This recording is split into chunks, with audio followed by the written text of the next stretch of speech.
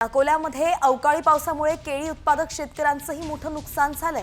वादळी वाऱ्यामुळे केळीच्या बागा उद्ध्वस्त झाल्यात। जवळपास एकरी 35 ते 40% शेतकऱ्यांचं नुकसान झालंय।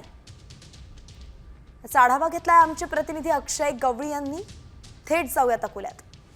अकोल्यात अवकाळी पावसाच्या तडाख्यामुळे केळी उत्पादक शेतकऱ्यांना मोठा फटका बसलेला आहे। आपण एका केळीच्या शेतामध्ये आहोत। जर पाहिलं तर या ठिकाणी मोठ्या प्रमाणात केळीचे घट आहेत, ते पूर्णतः तुटून खाली पडलेले आहेत। अनेक झाडं जवळपास या ठिकाणी उन्मळून पडलेले आहेत। तर माझं 15-16 लाखाचं नुकसान झालेलं आहे।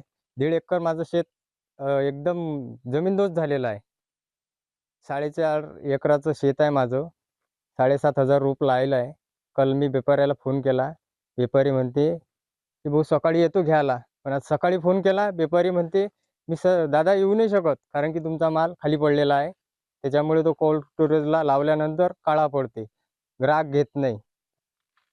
अर्थातच आता हा माल अक्षरशः म्हणजे विकण्यासारखा पण नाही आहे तुम्ही सांगितल्यानुसार।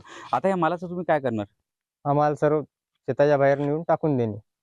जनावरे खात नाही याला सर। त्यांचं मोठं नुकसान झालेलं आहे। अक्षरशः केळी पूर्ण त्यांच्या हातून गेलेली आहे। एका 4.5 एकरापैकी जवळपास त्यांचं 35% 35 पेक्षा 40% नुकसान झाल्याचं ते सांगतायत। अक्षय गवळी, साम टीव्ही न्यूज, अकोला।